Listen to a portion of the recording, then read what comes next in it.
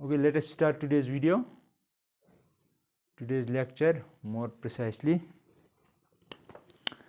And today we will take a new topic, that is integration by parts. Integration by,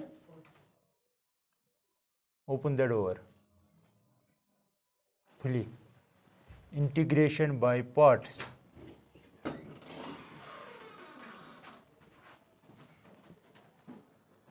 integration by parts, ठीक है। Integration by parts कहाँ पे लगती है, ठीक है। याद रखना, आपको मैंने पार्शियल फ्रैक्शन भी कहा, यहाँ पे देखो बोर्ड पे, इंटीग्रेशन बाय पार्ट्स। जिस तरह पार्शियल फ्रैक्शन हम रेशनल फंक्शन पे अप्लाई करते हैं। रेशनल फंक्शन का मतलब ऊपर भी पॉलिनोमियल नीचे भी पॉलिनोमियल, तब हम करते हैं रेशनल फंक्शन। इस तरह अगर ट्रिग्नोमेट्रिक फंक्शन हो वहाँ पे ट्रिग्नोमेट्रिक फार्मूला यूज़ कर सकते हैं, ठीक है, कहीं पे सब्स्टिट्यूशन। लेकिन इंटीग्रेशन बाय पार्ट्स याद रखना ये कैसे किया जाता है। यहाँ पे याद रखना हमेशा प्रोडक्ट ऑफ टू फंक्शंस होगा। क्या होगा? प्रोडक्ट ऑफ टू फंक्शन, यानी कि अगर दो फंक्शन का ज़रब हो आपके पास, तब आप सबसे पहले यही सोचना कि हमें इंटीग्रेशन बाय पार्ट्स करनी है, ठीक है। Is it okay?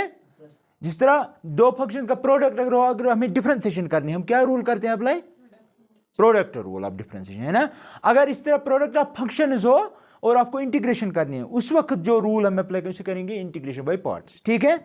अब करेंगे कैसे वो मैं बताता हूं इन जनरल। पहले यहां पे देखो, फॉर एग्जांपल मैं कहूंगा let u and v be two differentiable function. इसका मतलब क्या हुआ कि हर एक पॉइंट, डोमेन के हर एक पॉइंट पे इस फंक्शन और इस फंक्शन, ये एफ ऑफ की इस तरह लिखते हैं ना, एफ ऑफ एक्स, इस तरह लिखते हैं जी ऑफ एक्स। इस तरह मैंने एफ के बदले यू लिखा, जी के बदले वी लिखा। इसका मतलब हुआ these are functions of x. ये साइन एक्स हो सकता है या ई रेज पर एक्स हो सकता है, ये आपको समझना है, ठीक है। मैंने वही कहा, let u and v be two differentiable functions. कोई शक? अरे be two differentiable function, this is important, ठीक है। Then by product rule, then bye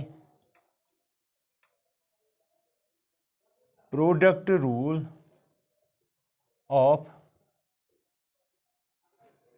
differentiation, क्या है वो जरा बताओ? D by d x of, क्योंकि ये कॉन्स्टेंट नहीं है, ये फंक्शन ऑफ एक्स है। अब लिख सकते हो यहाँ पे u of x, v of x, ठीक है। तो प्रोडक्ट रूल क्या कहता है कि अगर आपको दो फंक्शन है उनका प्रोडक्ट की डिफरेंशिएशन करें, हम क्या लिखते हैं? शाबाश, u को ऐसे ही रखेंगे, डिफरेंशिएशन करेंगे v की, ऐसे ही लिखते हैं, प्लस अब v को ऐसे ही रखेंगे। दिस इज इंपॉर्टेंट टॉपिक, ये बात याद रखना। इसमें एक क्वेश्चन होता है डेफिनेटली एक गारंटी के साथ एक क्वेश्चन इस एक्सरसाइज में, और ये बहुत इजी है, ये मैं दिखाऊंगा आपको। ये तो हमें पता है प्रोडक्ट रूल ऑफ डिफरेंशिएशन की मदद से वी कैन से दैट कि हम इसकी डिफरेंशिएशन, क्योंकि ये प्रोडक्ट में है तो इसकी डिफरेंशिएशन ऐसे लिख सकते हैं, ठीक, राइट। अगर मैं आपसे ये कहूं कि integrate on both sides, integrate on both sides, ठीक है, विद रेस्पेक्ट टू एक्स, आपको क्या मिलेगा? ऐसे आपको लिखना है, याद रखना, डी, फिर इंटीग्रल जब मैंने लाया, सीरत मुझे बोलेगी मुझे इंटीग्रल के साथ क्या लाना है यहाँ पे? D x. बाकी है ना यही, बाकी यही है, क्योंकि मैंने इंटीग्रेशन यहाँ से भी करनी है, इसको भी करनी है, इसको भी करनी है। तो that means integral of u d v by d x, यही सारा मैं लिखो, और जब इंटीग्रल आया डी एक्स भी आएगा, plus integral of v d u by d x into d x. अब आपको मैंने एक प्रॉपर्टी, जब मैंने इंटीग्रेशन स्टार्ट की थी, मैंने वहाँ पे कुछ प्रॉपर्टीज बताई थी, पहली एक्सरसाइज में बताई थी कि अगर यहाँ पे डिफरेंशियल हो ना, differential and differentiation and integration are inverse process of each other, पहले लेक्चर में, ठीक। तो इसका क्या रोल होता है? ये इसके इफेक्ट को खत्म करेगी, यानी कि ये इसको खत्म करेगी और ये इसको खत्म करेगी। तो यहाँ पे क्या बचेगा? जब ये इसको खत्म करे एक दूसरे को, ये खुद ब खुद चला जाएगा। तो यहाँ पे हम लिखेंगे u v is equal to integral of, ये बाहर नहीं निकाल सकते, this is not a constant, ये बात याद रखना, this is a function of x, ठीक है। U d v by d x plus integral v d u by d x d x. बोलो यहां तक कोई प्रॉब्लम? हाँ ठीक है। अब देखो यहां पे, can I right it like this?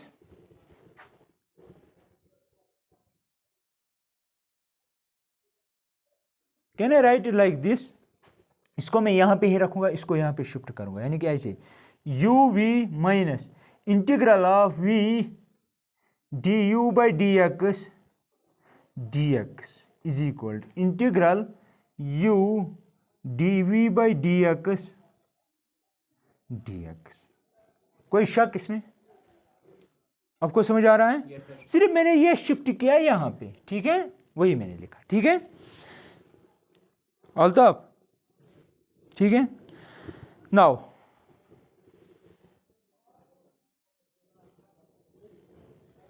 मैं लिखूंगा लेट, मैं u को एक नाम दूंगा, मैं लिखूंगा let u is equal to f of x. एक नया नाम दे, u को रिप्लेस किया किससे?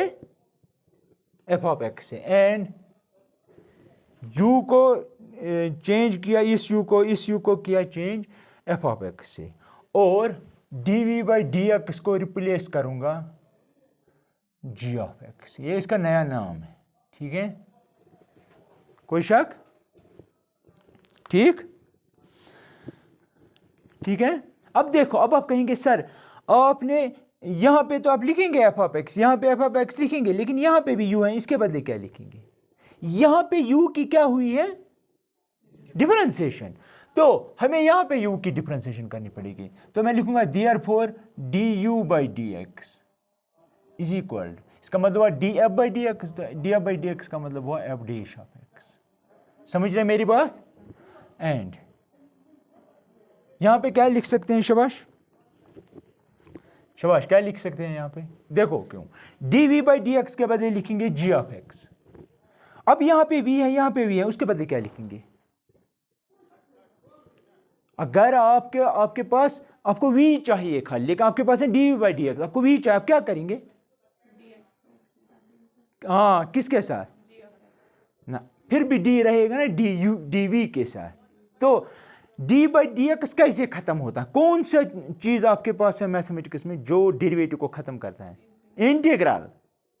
तो हम क्या करेंगे, इसको इंटीग्रल करेंगे यहाँ से भी और यहाँ से भी। जब आप इंटीग्रल करेंगे आपको मिलेगा ऐसे कुछ, d v by d x is equal to integral g of x और डी एक्स। कोई शक? देखो जिस तरह यहाँ पे हुआ ना, यहाँ पे डेरिवेटिव और ये खत्म, फिर ये भी चला जाता है, फिर रह गया ये, इस तरह यहाँ पे भी वैसा ही होगा। यहाँ से आपको मिलेगा v चंपल, यहाँ से मिलेगा ये डेरिवेटिव और ये खत्म, तो आएगा आप v is equal to integral. मुझे फार्मूला बनानी है, आपके एग्जाम में फार्मूला बनाना नहीं आएगा, लेकिन आ भी सकता है क्योंकि है बुक में तो आ सकता है, लेकिन आज तक नहीं आया है, तो फाइनली आपको फार्मूला याद रखें। लेकिन it is better to construct कैसे करते हैं फार्मूला। जो कोई कहेगा ना आपको, मैं आपको ट्रिक सिखाऊंगा इंटीग्रेशन की थ्रू दिस प्रोडक्ट रूल, या क्या कहते हैं इंटीग्रेशन बाय पार्ट्स, तो वो ट्रिक यही होती है, वो कोई थ्योरम होती है, ठीक है। अच्छा, आपको v भी मिला, अब D u by d x भी मिला। अब आप यहाँ पे सबस्टिट्यूट कर सकते हैं, है ना, करो सबस्टिट्यूट। यहाँ पे इसको नाम देंगे फर्स्ट, तो मैं लिखूंगा फ्रॉम फर्स्ट वी गेट, लेकिन इससे हमें मिलेगा with the help of this and this. ये सारा आपको इसमें सबस्टिट्यूट करना है। देखो u है आपके पास, v है, u और, लेकिन u के बदले आप क्या लिख सकते हो? f ऑफ,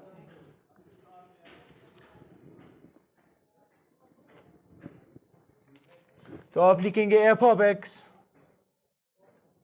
v के बदले क्या लिखेंगे? v के बदले लिखेंगे integral g of x dx minus integral v है आपके पास, v के बदले क्या लिखेंगे? इंटीग्रल, एक और इंटीग्रल के अंदर integral g of x dx, ठीक है। लेकिन du बाई डी एक्स भी है इसमें, उसके बदले क्या लिखना है? F dash of x. F dash का दूसरा मतलब होता है, याद रखना, इसका दूसरा मतलब होता है D F of x divided by d x, है ना, या एफ डैश ही लिखो कोई बात नहीं, एफ डैश ऑफ एक्स और डी एक्स। डी एक्स क्यों, ये डी एक्स, ठीक है, कोई शक, ठीक है, is equal to integral u क्या है आपका, एफ ऑफ एक्स, और d v by d x क्या है आपका, जी ऑफ एक्स, और इसका खुद का डी एक्स, है ना। यहां तक बोलो कोई प्रॉब्लम, कोई प्रॉब्लम है। इसका मतलब यह हुआ, आपका क्वेश्चन क्या था कि इंटीग्रेशन बाय पार्ट्स, यानी कि अगर आपके पास दो फंक्शंस का प्रोडक्ट हो, अल्ताफ अगर दो फंक्शंस का प्रोडक्ट हो, ठीक, उसकी इंटीग्रेशन कैसे करते हैं। आपके पास एक फंक्शन है ये, दूसरी फंक्शन है ये, है कि नहीं, इनका क्या किया है मैंने, प्रोडक्ट, और इसको इंटीग्रेट करना है, यहां पे है ना इंटीग्रल। दैट मीन्स वो बराबर होता है, एक फंक्शन को ऐसे ही रखो, एफ ऑफ एक्स को, यहां पे देखो एफ ऑफ एक्स यहां पे था ना, मैंने सीधे एफ ऑफ एक्स लिखा, या आप ऐसे भी लिख सकते हैं इक्विवेलेंटली यू कैन राइट, पहले यही लिखो integral f of x g of x d x is equal to, पहले ये लिखो एफ ऑफ एक्स ऐसे ही integration of g of x d x minus, ठीक, इंटीग्रल, फिर अंदर भी एक इंटीग्रल, उसको ब्रैकेट में लिखो, integral of g of x d x, और बाहर है एफ डैश ऑफ एक्स, उसके बाहर भी, क्योंकि यह है ना, इसकी इंटीग्रेशन की, फिर बाहर जो यहां से निकलेगा उसकी इंटीग्रेशन, लेकिन इसका मतलब हुआ डिफरेंशिएशन करनी है एफ की, जो यहां पे आपने ऐसे ही छोड़ा था, उसकी यहां पे इस इंटीग्रल में डिफरेंशिएशन, और जिसकी यहां पे इंटीग्रेशन की है उसकी यहां पे भी इंटीग्रेशन करनी है। यही आपकी इंटीग्रेशन बाय पार्ट्स की फार्मूला है।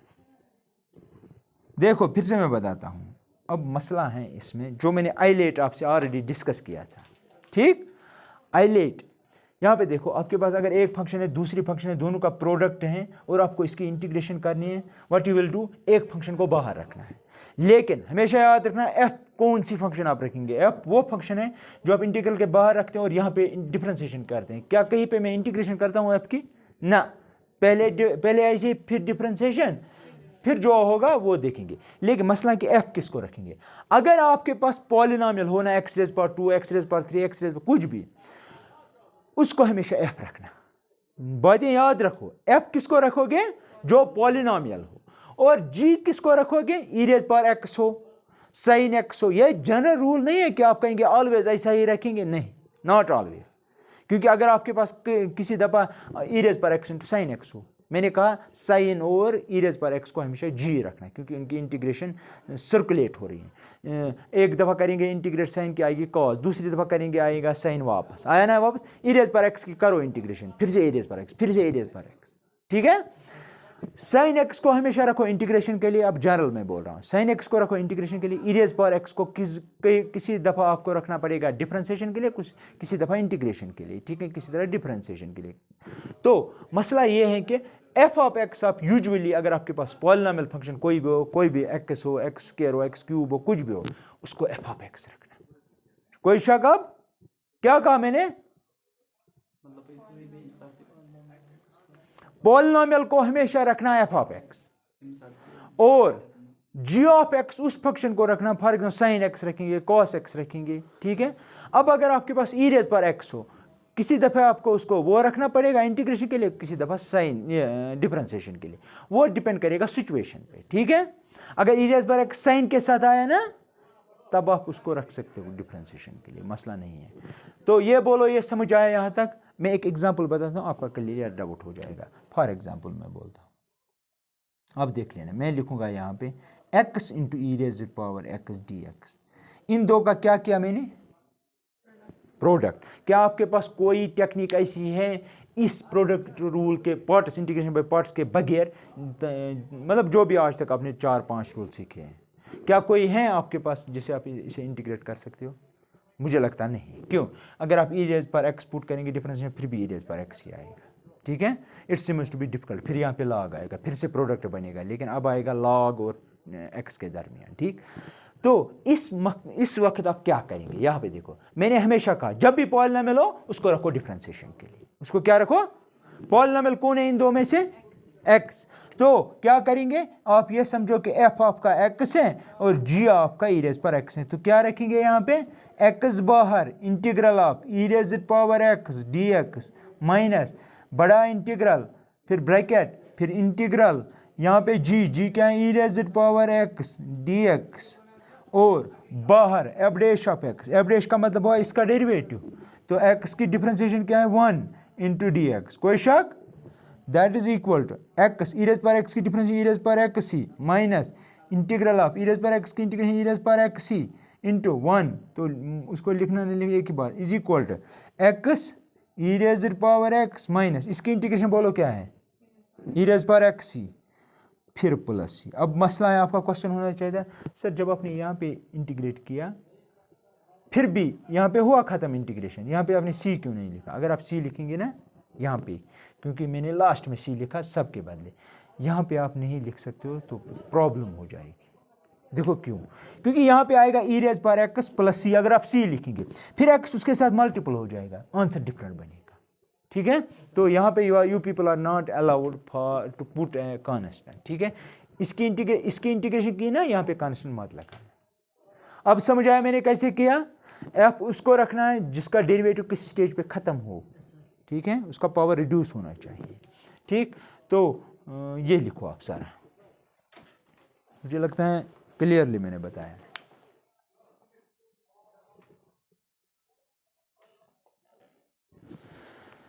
Okay, let's move towards exercise 7.6। exercise 7.6 एक बात याद रखना, ये जो फार्मूला है from question number 1 to question number 15 सारे question with the help of this formula हम करेंगे। ठीक है, डायरेक्टली। और एक बात, जो आप एफ चूज करेंगे ना, एफ आप हमेशा याद रखना, एफ ऑफ एक्स को चूज आप करेंगे with the help of ILATE. ILATE मैंने आप लोगों के साथ ऑलरेडी डिस्कस किया है। अगर इनवर्स फंक्शन मौजूद हो ना, उसी को नाम देना एफ। ठीक है, अब देखो यहाँ पे आपके पास है integral I, question number 1, I is equal to integral x sine x d x. ठीक है, सीरत मुझे बोलेगी कौन सी फंक्शन में रखूं एफ? X directly. ठीक है, क्योंकि अगर आप आइलेट के थ्रू भी जाएंगे ना, इनवर्स है मौजूद, लॉग है, अलजेब्राइक है, यस एक्स, तो हम चूज करेंगे let f of x is equal to x and g of x equal to sine x. अब देखो, करो use integration by parts, integration by parts. ठीक है, वही गेट। तो आई इज इक्वल क्या लिखेंगे? एफ ऑफ एक्स बाहर, integral g of x d x minus integral of g of x, है ना यही, d x into f dash of x d x. ठीक है, that is equal to f को ऐसे ही रखना, तो एक्स इंटीग्रल ऑफ जी के बदले sine x d x minus integral g के बदले sine x d x. F dash का मतलब हुआ इसका डेरिवेटिव। हाँ, चलो मैं लिखता हूं यहाँ पे एफ डैश ऑफ एक्स, वो आएगा 1, तो इंटू 1 डी एक्स। ठीक है, that is equal to x, sine की इंटीग्रेशन क्या है? माइनस कॉस, तो यहाँ पे आएगा minus cos x minus integral of sine की integration minus cos x bracket में, और एक्स की तो 1 ही है तो छोड़ो उसको, that is equal to minus x cos x, minus minus हुआ प्लस, क्योंकि माइनस में बाहर निकलेगा, इस बनेगा प्लस, कॉस की इंटीग्रेशन साइन एक्स, है ना, ये इंटीग्रेशन है, डिफरेंशिएशन नहीं है, प्लस सी आंसर। ठीक, क्वेश्चन नंबर 3 मैं लिखूंगा let I is equal to integral of x square e raised power x d x क्या रखेंगे एज पर दिस, इनवर्स नहीं है, लॉग भी नहीं है, अलजेब्रा है एक्स स्क्वायर, तो कहेंगे लेट एफ ऑफ एक्स जो है वो है एक्स स्क्वायर के बराबर और जी ऑफ एक्स जो है वो है ई रेज़ पावर एक्स के बराबर। डेरिवेटिव हमें चाहिए, फार्मूला में डेरिवेटिव चाहिए, यहाँ पे देखो तो वो मैं यहीं पे निकालूंगा एफ डैश ऑफ एक्स। और मुझे बोलेगा इसकी डिफरेंस क्या है एक्स स्क्वायर, हाँ 2x, ठीक है। करो now use, now integrate by parts, integrate by parts. तो we will write here i is equal to, सबसे पहले f बाहर, अब मैं नहीं लिखूंगा फॉर्मूला, मैं डायरेक्ट यूज करूंगा f बाहर, f means x square integral of, फिर लिखना है g of x, g of x आपका ई रेज़ पावर एक्स है dx minus integral of bracket integral of g of x, तो e raise power x dx into f dash of x, f dash का मतलब हुआ 2x dx, इसका मतलब हुआ i is equal to x square e raise power x की integration Altaf, ई raise power x की integration क्या है, तो लिखेंगे x square e raise power x minus, यहाँ से आएगा इंटीग्रल ई रेज़ पावर एक्स की, फिर से ई रेज़ पावर एक्स ही इंटीग्रेशन इंटू 2x, तो 2 बाहर आएगा, यहाँ पे रहेगा एक्स डी एक्स, फिर से करना पड़ेगा इस पे, फिर से प्रोडक्ट ऑफ टू फंक्शन है, ठीक है। तो मैं इसको ऐसे लिख सकता हूँ, याद रखना ऐसे ही आप भी करना, x square e raise power x minus 2 times I1 नाम दूंगा इस इंटीग्रल को। I1 क्या है, वायर, वायर फिर लिखना होता है I1, मैंने नाम दिया ना तो मुझे लिखना पड़ेगा, wire I1 is integral of x E raise power x d x, फिर से यूज करो इंटीग्रेशन बाय पार्ट्स, तो इसको f इसको g, तो मैं डायरेक्टली लिखूंगा f e raise power x d x, call it, इसको कहो पहले फर्स्ट, अच्छा minus integral of bracket integral of e raise power x d x into f dash of x, that mean इसकी differentiation, तो 1 dx, कोई शक, that is equal to इसकी integration फिर से ई रेज़ पावर एक्स ही minus इसकी आएगी e raise power x dx, that is equal to x E raise power x minus E raise power x. यहाँ पे सी लिखने की जरूरत नहीं है, ठीक है, यहाँ पे नहीं, लास्ट में एक ही सी लिखनी है। तो substitute in first, substitute in first we get i is equal to x square e raise power x, ठीक है, माइनस 2 टाइम्स I1 के बदले क्या लिखना है, समझ आ रहा है ना, yes, ये आंसर है प्लस सी, आप लिख सकते हो प्लस सी आंसर, लिखो ये सब जल्दी,